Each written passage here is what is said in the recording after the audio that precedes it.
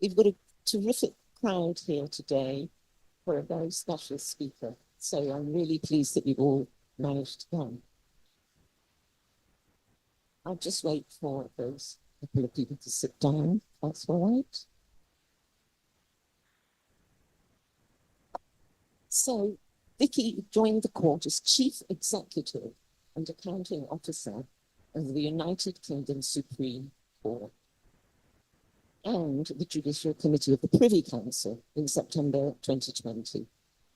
She has responsibility for all the non-judicial functions of the court and overseeing the administration of a team of approximately 60 staff and contractors supporting the work of the justices. Vicky is passionate about equality and fairness. In 2019, she made the Time-Wise Power 50 list. She has held a number of voluntary and trustee roles, including as a current governor at London Comprehensive School and a lay member of the NHS Blood and Transplant National Retrieval Group. You have been warned. She mentors people at the early and mid stages of their careers. So I'd like you to give a very hearty welcome to our very special speaker, Vicky Fox. Thank you. All right. Thank you very much for that welcome. Let's see if that makes it a bit better. Can everyone hear me all right? Perfect. Thank you very much for inviting me. It's a great pleasure to be here, and particularly in this beautiful building and just across the road from where I went to school. So I feel like I need to be on my best behaviour, check that I'm in my school uniform. And one of the Henrietta Barnett rules were in the sixth form, you're allowed to walk on the square, but not to eat in public. So that has stayed with me for many years. So I'm pleased to be here in a different capacity where I feel a little bit freer. I don't know if we can have, the slides are about to come up. I'm the Chief Executive of the court and I've been there for 4 years. It's probably the best job that I've ever had.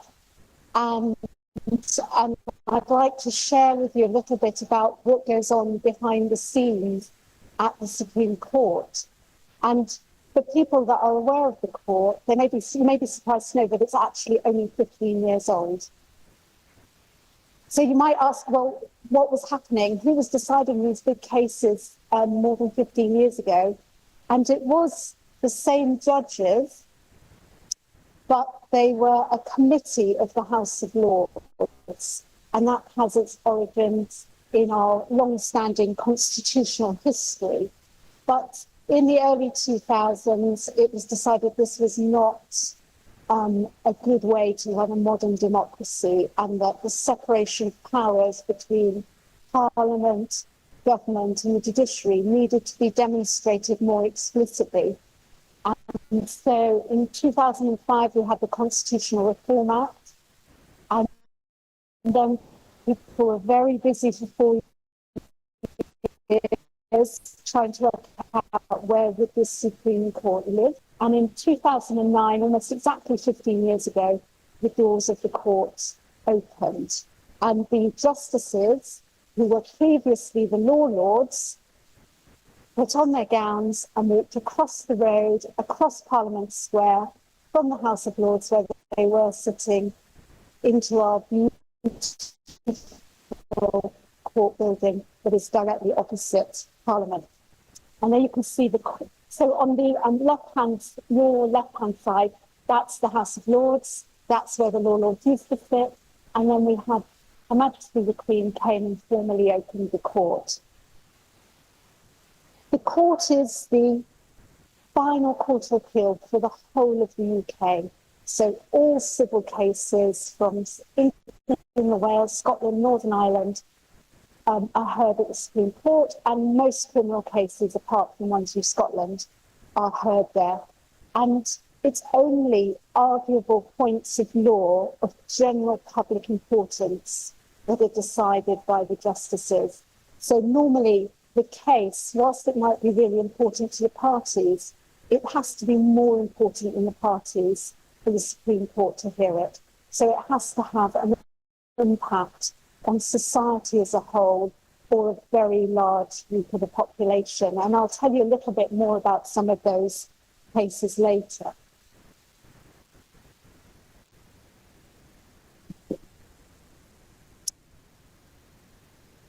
Next slide, please. Yeah. Oh. So the court, I don't know if, has anyone visited the court? Oh, brilliant.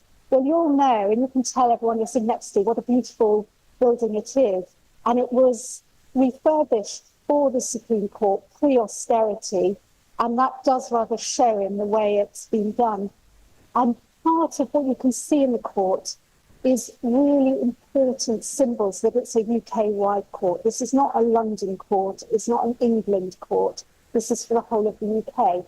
And you can see here this carpet, which does rather divide opinion. It's Marmite. You either love it or hate it. I'm not going to tell you what I think about it, except that it has lasted very well. Has the symbols of the 4 UK nations. So there you can see the Scottish thistle, the Welsh leek, the English rose, and the Northern Ireland flax, which represents the linen industry. And that's in the carpet everywhere. It's in the court emblem, which you can see up here. And throughout the court, there are things that remind you it's a UK-wide court. So these beautiful curtains that are in one of our courtrooms were made in Scotland and travelled down by lorry. And we have in the same courtroom a beautiful clock made of Welsh slate. So it's very important to the justices that it's understood as a UK-wide court. One of the brilliant things about having a new building is that anyone can walk into it. I don't know if anyone was in the House of Lords to hear a case held there. I can see a couple of people nodding. But it took quite a long time to find the right corridor and the right committee room. And it was really closed to the public. It was something that was very difficult for people to know. Who were these law lords? What cases were they deciding, and how could we find out more? This is our front door. You can walk in off the street, Monday to Friday. Everybody's welcome. And you can sit in and hear a case. So one of the really important innovations of creating a Supreme Court is that it's transparent and accessible. And if you're interested, you can watch any of our hearings online. They're live streamed, or you can watch them on catch up later.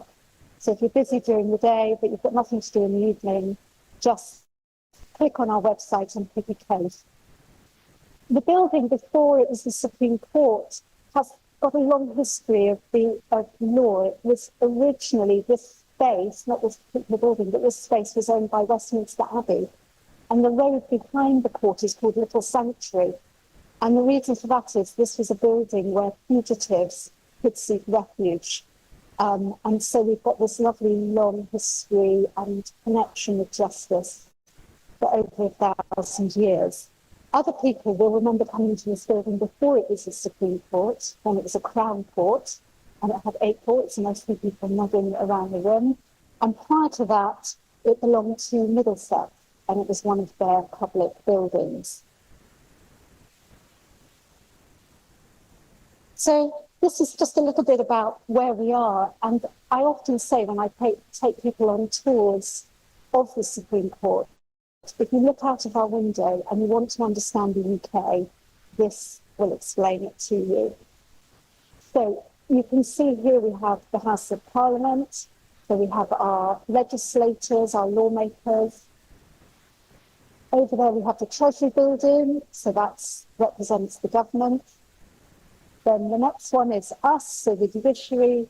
And then the final building there is Westminster Abbey. And I always think of that as akin to the UK culture. And in the middle, you have the people protesting.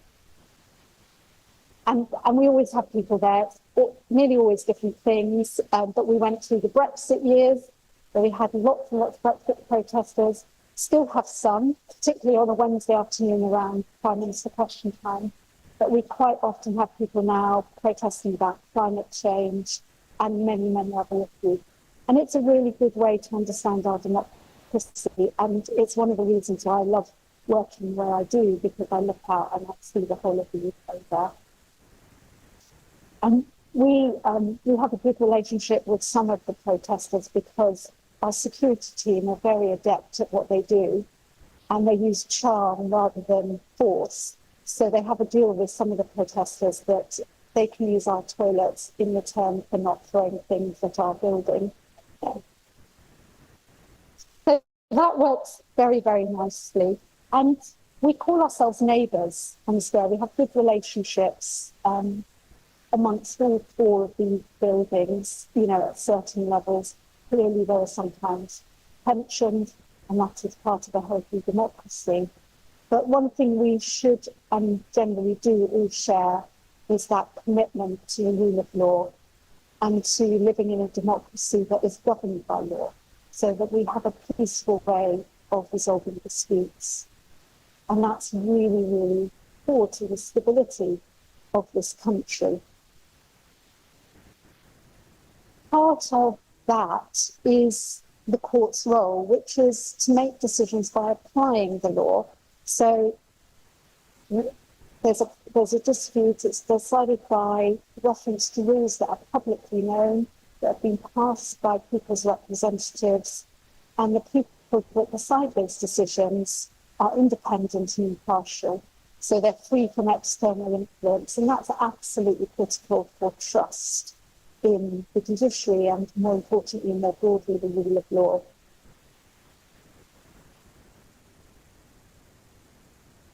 So I was talking a little bit about relationships. The court actually hears cases across all areas of law, so tax, commercial, arbitration, family, employment, crime, but the ones that tend to get the most attention tend to be about constitutional law. And this is where people get us confused with the American Supreme Court.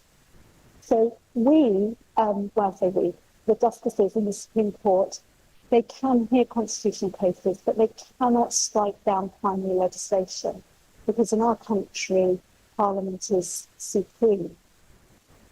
In America, it's a different constitutional framework, and the court there can strike down primary legislation. So it's a very, very different relationship. But with the Human Rights Act and with some of the recent previous government's policy, there have been widely publicised, high-profile, politically sensitive cases. But the thing always to remember is the courts are answering legal questions that are brought to the court. It doesn't go out looking for problems to decide. And they answer a question of law, not a question of politics. And quite often they can do that in a case that will have political ramifications depending on their decision. It can be politically sensitive. We just think back to cases around Rwanda recently, and perhaps the most contentious and exceptional case was the prorogation case in 2019, where the Supreme Court ruled that the Prime Minister's advice to the Queen to prorogue Parliament was unlawful. And we are still feeling the shockwaves of that a little bit. But what the court answered was a legal question, whether it was lawful to do that, to advise the Queen that way, not what did they think about it politically, or what did they think about the UK leaving the European Union.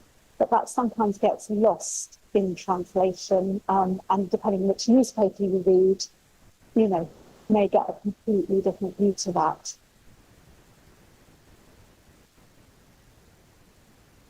We shouldn't forget that the Supreme Court also sits as the Judicial Committee of the Privy Council. This is the court of final appeal for UK overseas territories and some Commonwealth countries that choose to keep this court. So it's the same judges that sit on this court, and they'll hear cases from a number of different countries, about 29 that still use that. And they hear those cases in the law of that country that is bringing the appeal. So our justices are experts in every area of law in the UK, And they also have to be expert and able to answer questions of law from whichever country is bringing it to the Privy Council. And this is one of our courtrooms. We've got 3 courtrooms. This is courtroom 3. And as you can see, those are all the flags of the countries that use the Privy Council. And we have them out on display when we're not hearing cases. And when the justices are hearing a case, they have the flag of that country up behind them, just to remind everyone that it's the law of that country that is being decided. Cayman Islands is an overseas territory, and the government of Cayman Islands invited the Privy Council to sit in their new courtroom back in November 2022. And here are a couple of photos of when we went out there. We had a fantastic week. The justices had 4 appeals. They also managed to attend, it was Remembrance Sunday whilst we were out there. Now, it's very unusual for us to sit in the blazing sunshine at a memorial service held on November the 11th. But that's exactly what we did. We were in a church just by the port, sitting outside, and it was really very moving to be part of that. And here you see a photo of the justices and some of the veterans. And part of the reason for going out there is to engage in local society so that the Privy Council knows and understands the people that it serves. And in addition to hearing cases, we held a number of events for schools. So we had the schools come in and ask the justices lots of questions, which was absolutely brilliant. The justices went to the law school in the Cayman Islands and spoke to the students there. And it was an opportunity to meet with all the members of the judiciary and the legal profession. So I've been talking about the justices. Who are these people? Well, here they are. We have 12 justices. That's set out in constitutional format what we need to have. They are some of the cleverest people in the country, some of the finest legal minds in the country, who've generally been in the law for a good 30, 35 years before they make it to become a justice of the Supreme Court. And we have a president and a deputy president and 10 other justices. Lord Reed, that's my boss. He and I meet every Tuesday morning and discuss work. Lord Hodges, the deputy president. We have some local people you might recognise. Lady Simler, who also went to school at Henrietta Barnett, and Lady Rose, who lives locally. We always have justices from Scotland and Northern Ireland, and the bulk of them are from England and Wales, but that's to make sure that they're abreast of the whole of the UK. They go through to become a justice of the Supreme Court, you have to apply. So it's like applying for any other senior role. And, well, it's similar, not identical, because it's set up, there's a legal framework to doing it, of course. But you have to put in an application form explaining why you would be good for the job, how you meet the criteria. And then there's a presentation and an interview. And in addition to that, which is quite a normal way of applying for the job, there's also a consultation. And their appointment has to be approved by the Lord Chancellor. So there's an independent selection commission, which has normally 2 senior judges on it. It's chaired by Lord Reed. And then it has 4 lay members that represent the nations of the UK. So it's a pretty rigorous process. I'm the secretary to the selection commission, so I get to see, really interesting interviews, and then I write it up afterwards, and that's when the report goes through the Lord Chancellor. And the Lord Chancellor can approve the recommendation, reject it, or ask the selection commission to reconsider. And as far as I'm aware, in the last 15 years, the Lord Chancellor has only accepted the recommendation. It's pretty nerve-wracking for the justices to apply. And if you come from a legal environment that is generally conservative with a small c, where you don't take risks, it can feel very exposing to apply, particularly when there's a consultation on their suitability. So I tend to say not only are they some of the finest legal minds, but they're also some of the bravest as well. And they, again, different from the Supreme Court, of America, they are appointed until they retire, and there is a set retirement date that is now 75. So when they hit that age, or earlier they choose, they have to resign. They have to retire, rather. But they're very personable, very nice people, very much part of the court. And here's an example. This is Lord Briggs, very down to earth. And he was on a bus, somebody got lost, asked him the way, they got chatting. The person who was lost asked what Lord Briggs did. He said, oh, yes, I'm in the law. Got off the bus, helped this young aspiring lawyer to where he was going. And it was only later that this young man who was lost realised he'd been helped by a justice of the Supreme Court. And of course, being a young man, he tweeted it. And of course, Lord Briggs is not on Twitter or X, as it's now called, and didn't realise that he'd gone viral for a week or two. But I think it just shows our justices travel by public transport. They're very, very rarely recognised, and they live very ordinary lives. And again, that's in sharp contrast to the American Supreme Court justices who have 24/7 security and, who are on the receiving end of regular death threats. And I think, again, we should be very grateful to live in a country where these justices just get on and do their job. So a little bit about what do we actually do in the course of a year. Here's a few sort of fun facts and figures. So as you can see, this is what I was talking about before. We live broadcast all our cases. And in the last financial year, we had about 750,000 people watching our cases. I don't think they watched them in their entirety, but they certainly would have watched some of them. We have around 58,000 physical visitors to the court. And if you haven't been, I would really encourage you to come in, because it's a lovely, lovely building, and we have a great cafe. You can either do a self-guided tour, or you can be led by one of our tour guides who are lovely as well. Since the court opened, we've had over 1 million visitors. And that's something that we're very proud of, because we are a public building and we serve the public.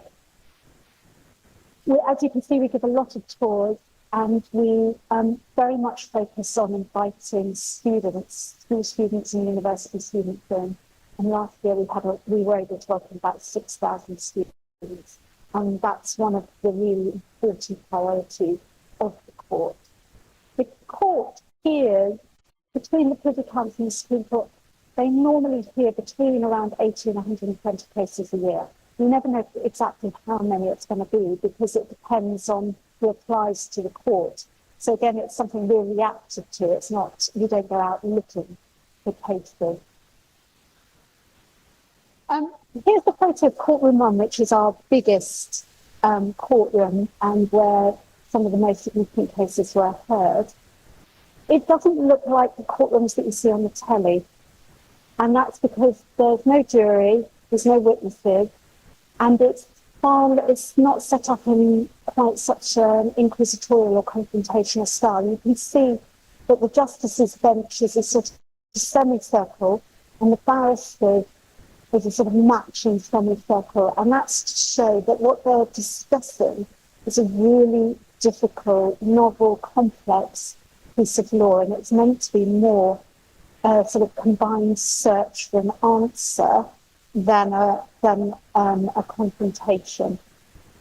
I'm not sure it always feels like that for the barristers at the receiving end of the very incisive questions from the justices, but that's certainly the intention. And you could see there was another semicircle behind that. So we have the barristers in one circle, then the solicitors behind, and then plenty of seating for the public. Yeah, there you are. Now, you've also seen quite a lot of paper scattered around the justices, but what you'll also see from that photo is laptops. And there's been a real move from a paper court to a digital court. And actually nowadays you'll see less paper than that. Partly brought about by the pandemic. What people thought was impossible prior to the pandemic turned out to be possible afterwards, and I think we can all think about that in all areas of our life. But this was just before I joined the court, The first case heard after lockdown was announced was the day after lockdown. So I think that was March the 24th or 25th. And the court went from this entirely paper-based organisation to an entirely remote one. The cases were heard online with each justice in their own home, with counsel in their own home, and with all the staff in their own homes. And that's how we did it on and off for a good 18 months. And it was a lot of hard work behind the scenes. Previous to this, if you wanted to pay a court fee, you had to show up at the registry with a cheque in your hand. I haven't used cheques for years, and certainly years before the pandemic. And I can tell you we don't use them anymore at the court. And people would turn up with bundles and bundles of paper, and over the pandemic they were sent electronically. We are just about to complete a 3-year change programme, which means we are going entirely digital. And we are one of the few change programmes, I believe, that will come in on time and on budget. Not yet, but hopefully by December. We're having a soft launch today and proper launch in early December. And I don't know if you're reading the Sunday papers about HGSu3a and how difficult it is to manage our projects. Clearly, this is far smaller, but actually for a small organisation, this is a very big change. But court users now will be able to apply to the court online, pay online, upload their papers online, and track their case online. So, and particularly for court users who are in countries around the world, that means they can do it within their own business hours. They don't have to wait for us. And they will get automated emails reminding them when there are deadlines. The justices' work will go completely online. That's how they will receive their papers. And we will become a 21st century court. And I think slightly helped by the pandemic, because that showed everyone what is possible. But it's something that's been adopted really enthusiastically by everyone. And I hope the next time I come, I will have an up-to-date photo that won't show any paper at all. Now, the first case that was heard by the judges in the Supreme Court will be one that's very familiar to a few people in this room, and that was a case known as the JFS case. And I'm looking at Richard Gold over there, who will be able to explain it far better than me. That sat with a panel of 9 judges, which is quite unusual. As you can see, we normally have 5 justices hear a case. And depending on the complexity and what they're being asked to do, they will sometimes sit in a panel of 7 or 9. Very exceptionally, 11. The prorogation case was 11 justices. Always an uneven number, so that there can be a majority decision if necessary. But for people that are really keen on this sort of thing, there's an increasing need on the part of the justices to give joint judgments and not to have lots of dissenting, or I'd also like to say a few words about this, because that makes it very much harder for people applying the law to understand what the law actually is. I said before, the court only hears cases of national and public importance, and so they are all, they all have ramifications for people, and it can be around consent to medical treatment. It can be around who's entitled to employee or workers' rights, case about Uber workers, whether they were entitled to employment protections. Recently heard one about delivery riders. Are they entitled to have a trade union represent them?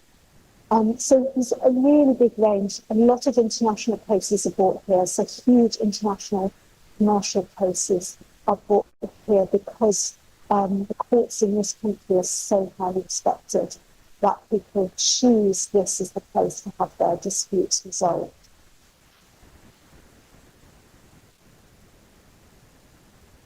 So a little bit more about the court's 50th anniversary.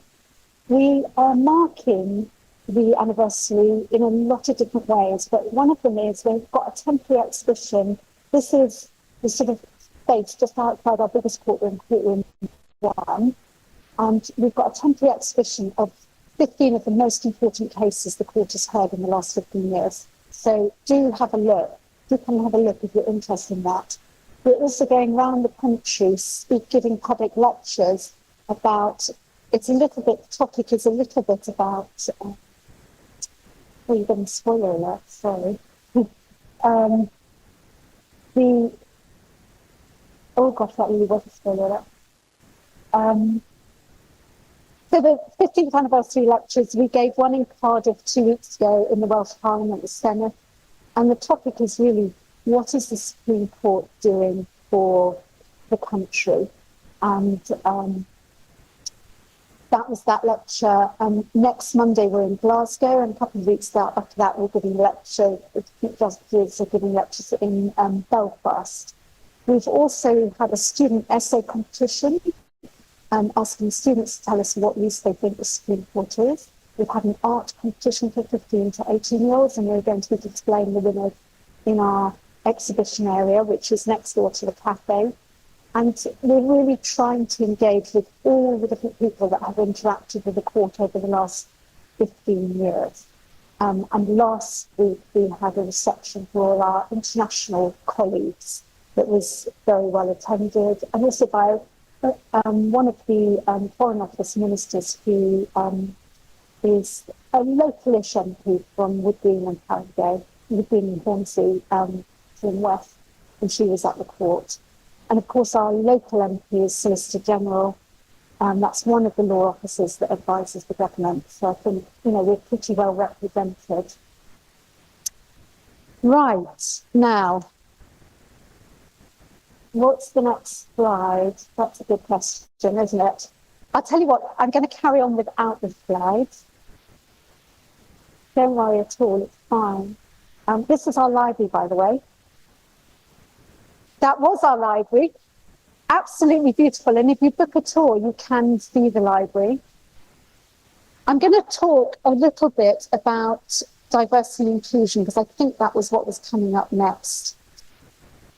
So we have a number of priorities in the court. And in addition, the main purpose of the court is to hear appeals and to decide the law, to develop the common law, interpret the laws that have been passed by Parliament. But the benefit of having our own building and having an organisation that supports the justices, and there are around 60 staff, is that it can do work that supports that and that supports trust in the organisation. And some of that is around diversity and inclusion. So if you saw that photo of our justices, you can't fail to notice that there were 10 white men and 2 white women. I think 10 of which were privately educated, and all apart from one, I think, have got at least 1 degree from Oxford or Cambridge. And that is the sort of stereotypical expectation of judges, which has made it harder for other people to break into the profession, but also to progress fairly. And that's a really difficult thing, because 1, it's unfair, and 2, it reduces trust in the institution, in the judiciary as a whole, and in the Supreme Court, from our perspective in particular. So we have a diversity and inclusion strategy that started in April 2021, and it's all about how we contribute to helping currently underrepresented groups in the law to enter the law and to progress successfully. And this picture here, which is my favourite and hangs in my room at the court, is a piece of original artwork taken from a book called Equal to Everything, which is a lovely children's story book loosely based on the story of Lady Hero. And what it shows is these young children come to visit the court, and you can see this hodgepodge of children, one misbehaving by doing rabbit ears behind the other, and then the potential of them all to become justices of the court. And that's not a picture that we are currently used to. So we try and help across the career pipeline. We have a really fabulous education programme. So we have Ask a Justice for schools, where all the justices appear virtually in the school classroom, and the school students who are normally aged 16 to 18 get to ask the justice questions. Justices absolutely love that, as do the children. We've had some really lovely feedback about how it's made them think about a career in law and how they felt listened to and how they really wanted to become a lawyer themselves. We do debate days and meets for university students. And one of our favourite programmes is we do a paid internship for people who are currently underrepresented at the bar. So this is for aspiring barristers. And they're underrepresented either because of their gender or their background or they have a disability or not, or their ethnic background. And they come and spend a week with us. They're paired up with our judicial assistants who do research and work for the justices. They get to meet the justices, they sit in and listen to an appeal, and then they get to discuss it after. They also meet everybody else at the court, and we run listening sessions where we hear about their experiences and where they hear about the justice experiences. The justices may look like one single group, but of course they're individuals as well, and have had their own journeys and their own path to the law. I think I can get the next slide.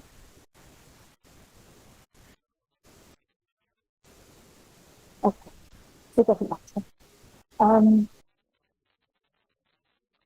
And it's had an enormous impact on us and on the interns. So we've learnt about barriers we didn't know existed. And they've learnt that actually they are welcome and they're respected and they're entitled to feel like they merit a successful career in the law. And we're sort of tracking our interns, and they are 2 times more likely to get an offer of pupillage after they've had an internship with us. And I think that's partly because it helps increase their own confidence, so they show up differently at pupillage interviews, which is brilliant. And I will just read you from one of the slides. The writing might be too small. Let's have a look. At my age, it's almost impossible to remember this. Anyway, what they wanted to tell us was just, here we go. So this is 1 year of our interns. As you can see, they normally come in the autumn. You can see from the leaves on the floor. During my internship at the Supreme Court, I felt comfortable, welcomed and listened to. If I can feel this way at the House Court in the country, then there's no reason why I can't feel like this in any other legal setting. You know, when I read that as part of our feedback, I really felt like we've done our job. This is exactly what we're meant to be doing. And we did this internship for the first time ever in my first year as chief executive. And the charity that we work with to do this approached me, and it sounded like a brilliant idea, but because I was only 3 weeks in to my job when they approached me, I was a bit like, well, I probably better ask a few people. And I asked somebody, what do you think? And someone said, well, we've never done it before. And I was waiting but that was it. It's kind of like, well, we haven't done it before, so we couldn't do it in the future. So I didn't really find that very compelling. And I rang up another court, and they said, well, it would be very brave. Well, and we all know what that means. So I think that made me very determined to make it a success. And it was such a success. We had, we can leave it on this slide, right? We had 8 interns that first year. It worked so well, I rang up a number of other courts. Year 2, 100 interns. So, you know, what that taught me is it's good to be brave. And, you know, small steps can lead to great big things. And I think that's our approach to diversity and inclusion. We find a barrier, we knock it down and go, what's next? And here's some of the other work that we do. So here you can see this is the student moot competition. So they actually appear in court as if they were legal counsel, and a justice hears their legal argument. Further down the career line, we give webinars on how to build a judicial career, because I think even in the legal profession, people don't really know how to become a judge, and they assume it's still a tap on the shoulder, which is how it used to happen, but not anymore. So this was a webinar that we gave explaining how to become a judge, how do you prepare yourself, and just making it more transparent and showing that it was based on merit and ability, not on who you knew or who you've been to school with. And this picture here We we had a partnership with the Sikhs and Law Association, because that's one of the other things we try and do is magnify these groups that represent different sectors of the legal community, and they held their launch event in Courtroom One, and that was live broadcast on a Sikh TV channel. So again, it's sending this very clear message that you are very welcome in this court and you're entitled to be here.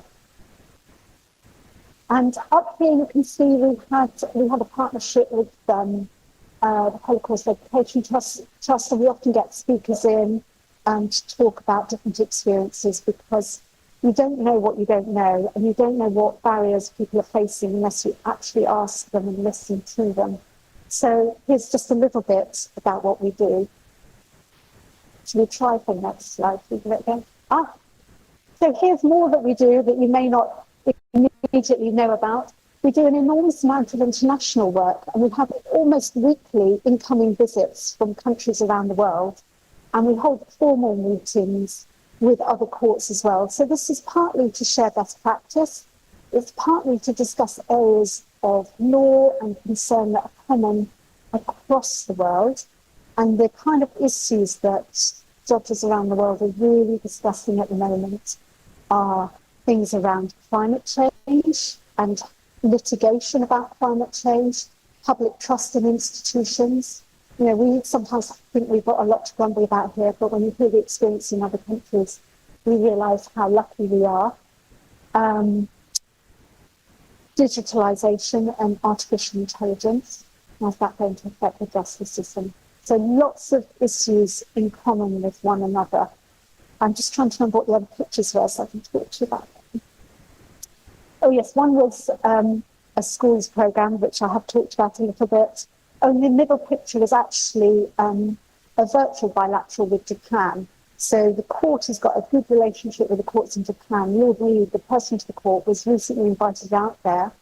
Now, we tend to think of Japan as really in the forefront of technology, but their courts are actually decades behind ours. And Lord Reed went out there to lecture on how to go paperless and how to harness technology in processing cases. And let's just leave it there for a second. I can put that. Yep. So here's more that we do. We don't only sit in London. We try budget committee to sit out of London, and the court is sat in all the UK capitals of the world. Most recently in Manchester in 2023. This is the civil court building in Manchester. The court sat there for 4 days, had 4 appeals, and it was so popular we had to open a second court for all the visitors who came to see the justices, and we live streamed it in that second court. And we had at the time an exhibition that we took with us about 100 years of women in law. And we met with all the local judiciary, lawyers. Again, we went to, I think, 3 of the local universities. We had schools in for visits. And this is part of our schools programme. This is our Supreme Court there. It's available in our gift shop. And we met with Andy Burnham, the Mayor of Greater Manchester. So we really did a lot of work to engage with the community of Manchester, and it was a really fantastic visit for us, and I hope also for them. Now, I've spoken for far too long because I love my job so much I can't help but talk a lot about it. But if we can just get to the final slide, I wanted to show you what really happens behind the scenes at the court, and this is the stuff that the public don't get to see. But here you can see 2 justices playing table tennis. We have a kitchen where we also keep a table tennis table, and after the public leave, we sometimes get it out and have table tennis competitions, which is very good for the kind of social fabric of the court. This was a recent staff away day, which we held in September, where we were looking back at our first 15 years and looking forward to our next 15 years.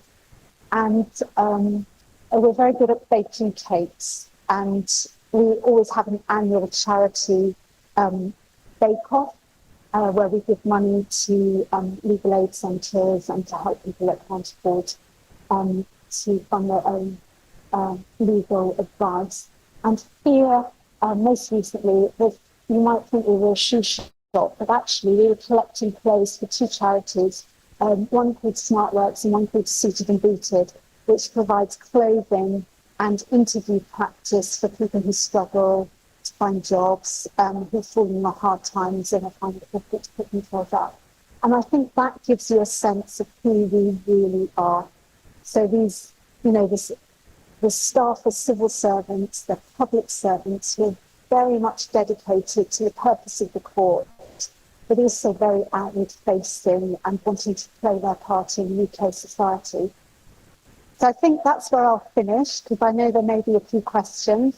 Thank you very much for your patience in listening and for the slide.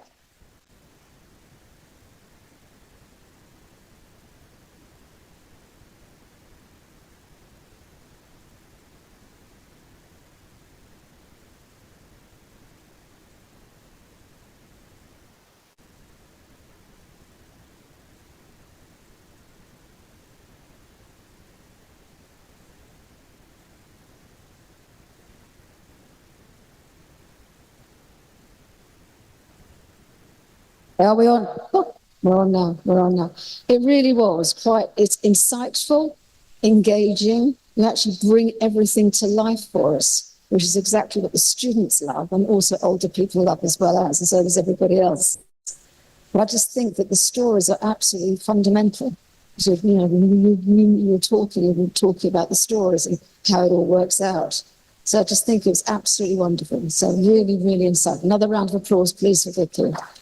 Thank you very much. Right, we do have 10 minutes for questions. So some questions, please. I'm going to have to come over to you. Thank you very much indeed. That was really... I don't know why it's doing that. That was completely fascinating. Thank you so much. I want to ask you about diversity and inclusion. The work you're doing in schools with young people and the community engagement project in Manchester is really impressive. However, I wonder if you could talk a bit about any practices that have been put into making that happen. The extent to which underrepresented groups are actually more recruited. Are there any figures?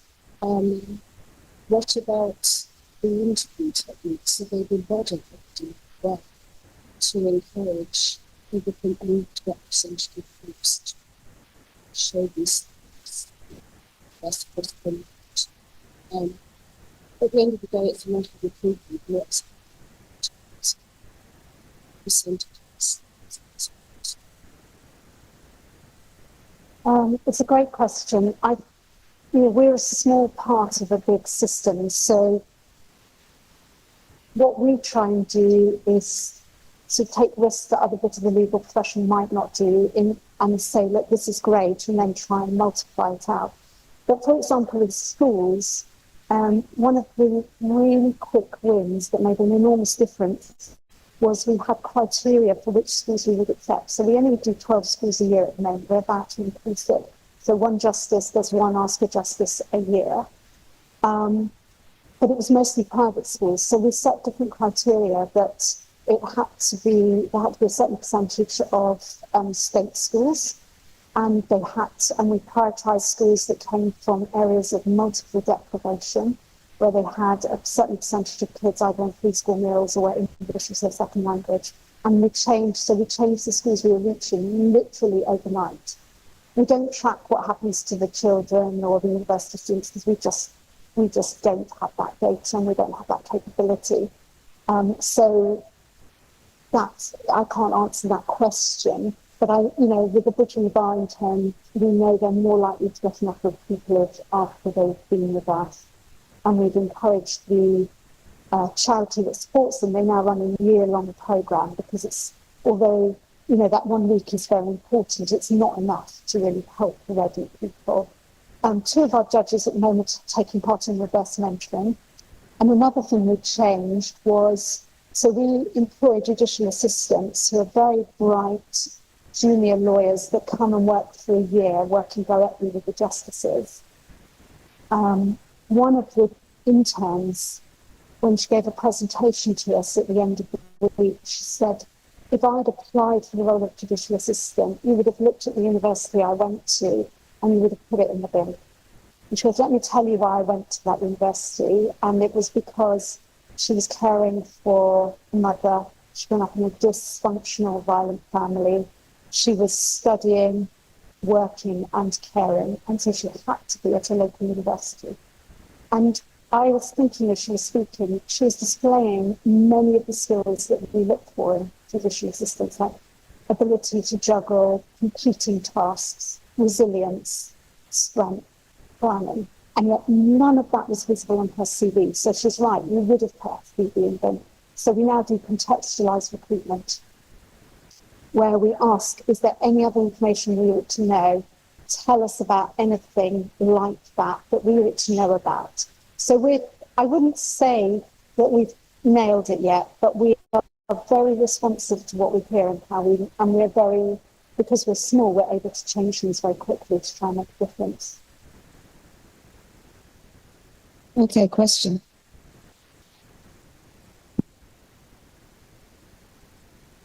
Building up on what we were just saying, and noticing that your diversity for the Supreme Court judges was 8% because of gender. And you said that they apply by putting in our application themselves. Now, what we've noticed with the gender quality at universities is that there is a tendency for, when you're looking at people putting themselves forward for professorship, for example, there are more men than women. Because men are self-promoters, whereas we tend not to be. They're more unwilling to promote themselves. So perhaps your gender imbalance in the Supreme Court is partly a function of your recruitment procedure. Maybe a way of overcoming, because most places of employment are now aiming at 25%, if not 50% gender equality. And 8% is very low. So perhaps looking at the recruitment procedure may be a way forward. I'll answer your question quickly because I know there are other questions as well, but I think you're partly right. Although in my view, I think it's stereotyping men so they'll push themselves forward and women will pull themselves back. I think people that are humble will have self-doubt about applying, and I don't think that's exclusive to women. I think that applies to all good people. We do a lot of outreach as part of the recruitment. And the other thing we also do is invite judges before they become justices to sit on the Supreme Court. And that's offered to a lot of senior judges. And that gives them an opportunity to come to the court, see what it feels like, see that it's a welcoming environment, and also to see, actually, I can do this. So we do a lot of work around the edges. The recruitment is governed by a statutory framework. So we've got limited leeway, but I fully take your point on board. Yeah. What's the night working? Two things I'd like to ask you about. I knew part of that building when it was Middlesex Sessions and Middlesex Crown Court, as barrister and as judge there. How much of the old building is incorporated into the new building? That's one of the things I wanted to ask. And the other thing was, were you involved in the previous kind of system where you went along to the Lord Chancellor's department and saw his representative, and there was no such thing as, well, you had a sponsor, probably a judge, and you didn't know on what basis they would appoint you. So when I was appointed as a deputy circuit judge and as a recorder, you just went up for the interview. There was no formal basis about it. Did you know how it looked for? Because nowadays, I mean, what you've told us is just so impressive. It's a different world. Thankfully, it is a different world. Yeah, well, we now have the Judicial Appointments Commission. And actually, that goes back to the question about how do we track things. They are responsible for compiling diversity statistics.